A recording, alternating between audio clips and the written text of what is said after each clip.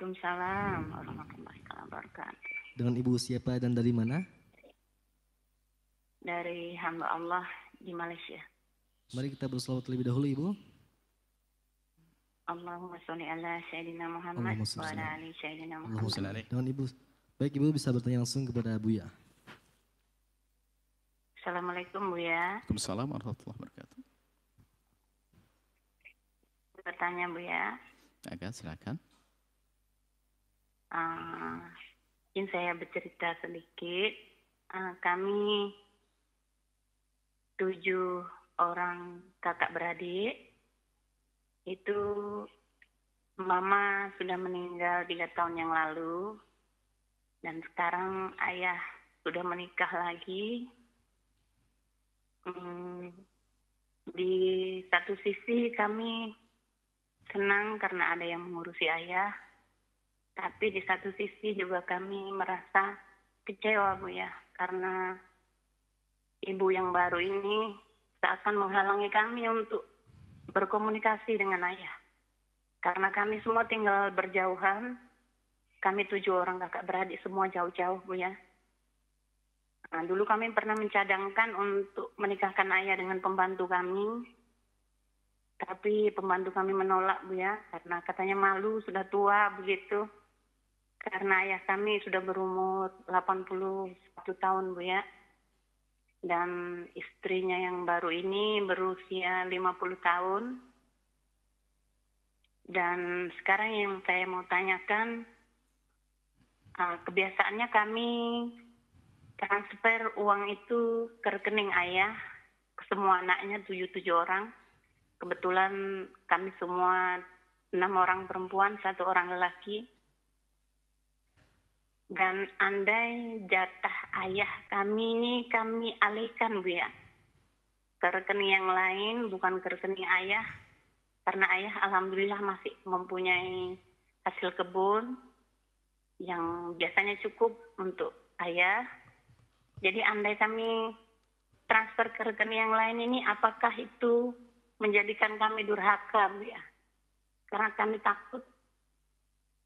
Dan sebagai antisipasi Bu ya, andai karena selama ini uang yang ada di rekening ayah itu katanya sudah habis Bu ya, begitu. Dan sekarang andai jatah bulanannya kami alihkan Bu ya, bukan ke rekening ayah, apakah kami termasuk anak yang durhaka jika kami buat seperti itu Bu ya? Baik. Mohon nasihatnya Bu ya. Baik, Masya Allah. Subhanallah. Baik. Assalamualaikum warahmatullahi wabarakatuh. Terima kasih Bu ya. Sama-sama, Masya Allah. Ketahuilah bahwa hai para anak, jangan pandang ayahmu selamanya sebagai ayah. Yang istrinya sudah tidak ada, meninggal, ibu Anda meninggal. Jika ibu Anda meninggal, ingat, jangan pandang ayah selamanya sebagai ayah saja. Tapi pandang juga beliau sebagai seorang pria yang punya hajat pribadi. Begitu juga kami sampaikan kepada anak-anak yang ayahnya meninggal dunia lalu ibunya janda. Wahai anak, jangan pandang ibumu selamanya sebagai ibu saja. Tapi pandang beliau sebagai seorang wanita yang kadang punya hajat khusus yang tidak bisa diwakilkan kepada siapapun. Maka menikah setelah meninggal salah satunya itu adalah hal yang wajar. Bahkan betul yang disampaikan oleh anak yang solehah tadi. Kami senang bahasa bakti yang muncul dari lesannya. Apa yang disampaikan kan dalam irama ingin berbakti kepada ayahandanya. Dan betul, yang dilakukan seorang istri beda dengan seorang anak. Makanya banyak hal yang Anda tidak bisa melakukan sebagai anak hanya bisa dilakukan oleh seorang istri. Dan betul Anda menjadi anak yang baik, Anda bersyukur dengan keberadaan istri baru ayah. Maka banyak hal yang bisa terselesaikan, yang Anda pun nggak akan mampu menyelesaikannya. Diselesaikan oleh ibu tiri Anda. Anda bagus, Anda mengakui kebaikan itu. Akan tapi yang menjadi permasalahan Anda punya, apakah itu keyakinan, atau dugaan kuat, atau bahkan mungkin sekedar prasangka bahwa ibu tiri Anda, ibu sambung Anda itu telah menghalangi komunikasi Anda dengan ayah. Ini perlu dibuktikan. Maksudnya apa sih yang dimaksud itu semuanya? bisa jadi bahasa tanggung jawabnya sebagai seorang istri itu seperti itu. Mungkin dia sangat mencintai ayahanda Anda. Ingin melindungi ayahanda Anda, menjaga ayahanda Anda yang sudah sepuh, sudah tua. Sehingga mungkin tampak bahwasanya semuanya ingin ditangani sendiri. Bukan berarti dia menjauhkan kita sebagai seorang anak dari beliau, tidak. Bisa saja itu adalah bahasa tanggung jawab sebagai seorang istri. Maka Anda jangan prasangka buruk. Perlu dilihat dulu, saya tidak tahu seperti apa sih hakikatnya. Bentuk pelarangannya kayak apa, Anda pun tidak menyebutkannya. Hanya Anda merasa terhalangi. Terhalangi Anda kalau datang ke rumahnya disambut atau tidak. Anda menginap di sana. Dan sebenarnya sederhana. Ibu kan ibu tersebut. Anggap sebagai ibu yang sejati. Mungkin bagi Anda berat, Anda punya ibu sendiri. Oke. Anda punya ibu sendiri. Tapi ketahuilah, bukankah ibumu ini adalah kekasih atau istri daripada ayahandamu? Memang kadang sebagai seorang anak ada cemburu. Biarpun ibunda Anda yang sudah wafat tidak cemburu, bahkan bangga, senang karena suaminya terbebas dari dosa dengan punya istri baru. Di alam barzah itu alamnya beda, bukan alam syahwat lagi, tapi alam amal. Memetik amal. Bahkan ibunda Anda di alam barzah di saat Anda dengan rela mengizinkan ayahanda Anda menikah, ibunda Anda mendapatkan pahala yang banyak karena anaknya solehah-solehah seperti Anda menyelamatkan ayahandanya. Jangan berkata ibu marah kepada saya, tidak. Justru ibunda Anda di alam barzah akan bangga, aku punya anak hebat menyelamatkan ayahnya. Pahami makna ini? Karena alam barzah itu konon undang-undang kehidupannya sudah beda. Baik.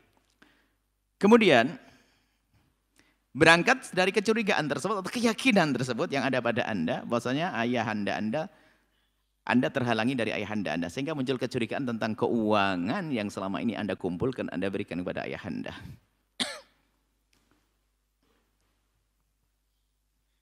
Anda katakan di rekening ayahanda habis. Saya tidak tahu berapa yang Anda kirimkan kepada ayahanda Anda. Kan bisa diukur. Kalau seandainya yang dikumpulkan dari 7 anaknya itu, 6 anaknya itu, 7 anak itu adalah hanya sekedar untuk hidup, kalau habis ya wajar. Misalnya butuhnya adalah hanya butuh 300 ringgit atau 500 ringgit. Anda mengirimnya 500 ringgit, ya pas dong. Anggap saja Anda ngirimnya 700 ringgit karena setiap anak 100 ringgit. Orang Malaysia yang bertanya. Hidupnya suami ibu ayahanda Anda dengan ibu tiri Anda 500 ringgit. Anda ngirimnya 100, 700 ringgit. Kalau habis ya wajar dong 700 ringgit. Kecuali perlunya 500 ringgit, Anda kirim 3.000 ringgit. Kok tiba-tiba habis? Anda bisa tanya untuk apa itu semuanya. Anda lihat ternyata di situ ada pembenahan rumah dan sebagainya, ya sah saja. Artinya jangan tergopoh-gopoh Anda berprasangka. Karena prasangka buruk ini akan berkembang terus menjadi tidak baik. Anda bisa bertanya langsung kok sebagai ayah. Ayah lagi bangun ya, gitu bisa saja. Ibu lagi bangun ya, yang baik yang akrab dengan ibu tiri Anda. Adapun masalah mengalihkan, asalkan itu haknya tetap untuk ayah, ya sah-sah saja. Maksudnya Anda berikan kepada ayah, tapi dilihat dulu dong kebutuhan ayah bagaimana. Jangan-jangan ayah sudah nggak punya penghasilan lagi, kebunnya mungkin tidak hasil, tidak untung.